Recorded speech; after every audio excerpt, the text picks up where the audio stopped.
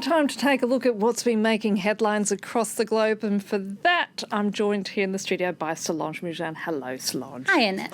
And we're going to start off with the latest in the impeachment trial of President Trump. Yeah, and specifically the news of the upcoming book of former National Security Advisor John Bolton, that it's full of details that completely undermine the arguments presented by Trump's lawyers. Now, his defense team has tried to minimize these revelations, but the New York Times, which broke the story this past weekend, and in the editorial board's opinion piece today, the paper says that, surprise, Mr. President, Bolton has the goods, and that the just maybe, quote, common sense and reality have a shot at prying open the doors of the Senate chamber, because there are now increasing calls among Republicans as well for Bolton to be called as a witness.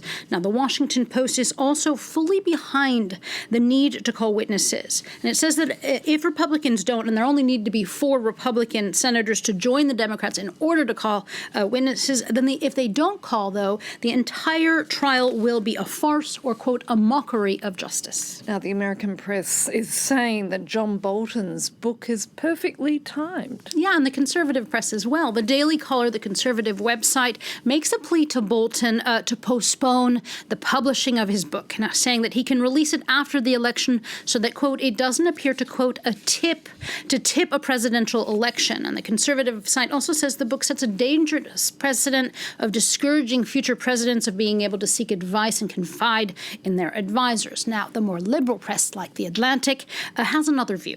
They say that Bolton knows exactly what he's doing.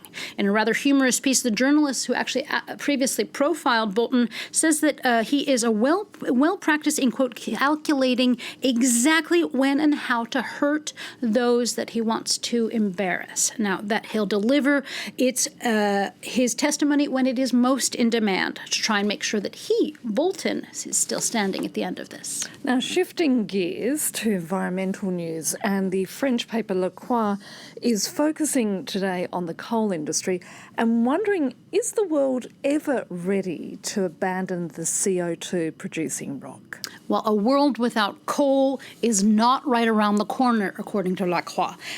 They say that even if some countries like Germany are officially abandoning it over the next 2 decades, coal power is still very much around. In China, for example, the article says 2 new coal plants open up every month. Now, there is some good news in there, though, which is that coal plants are shutting down in places like the U.S., where coal power has hit its lowest level since 1975, as people become more sort of green and ecologically conscious. Now, having a green conscience is the subject matter of another article in Le Monde today. It's about trees and how companies are vowing to plant trees to offset their carbon footprint. And the paper warns us that such moves, though, can be greenwashing for publicity, that it would be better to measure a company's footprint in terms of decarbonizing, making entire sectors less polluting, rather than making acres full of a single pine tree, for example. Now, Slate also takes up this issue of planting with a novel idea by a world-renowned scientist, Edward Wilson,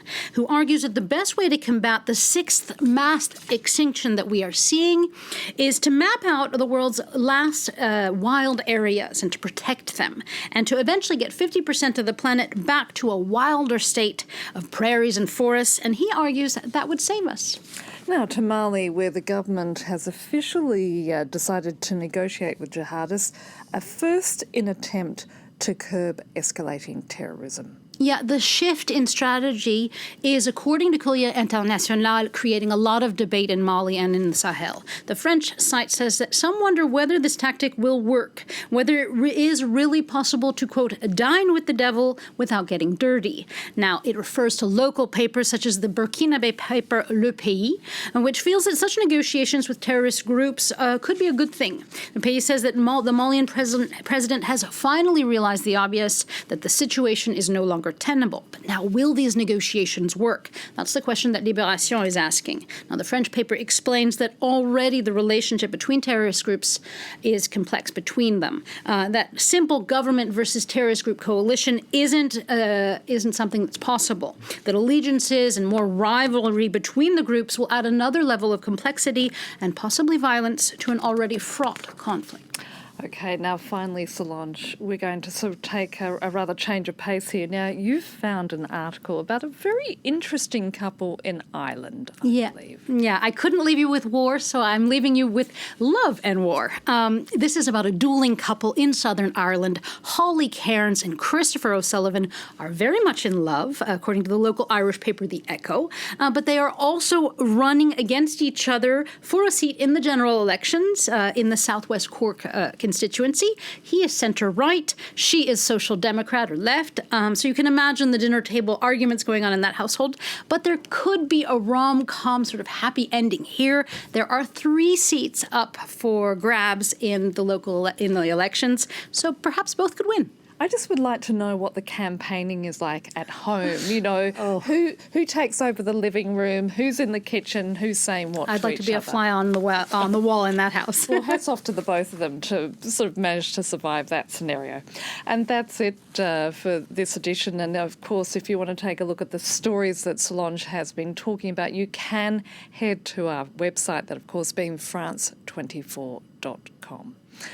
And that's it from me for now, and do stay with us here on France 24.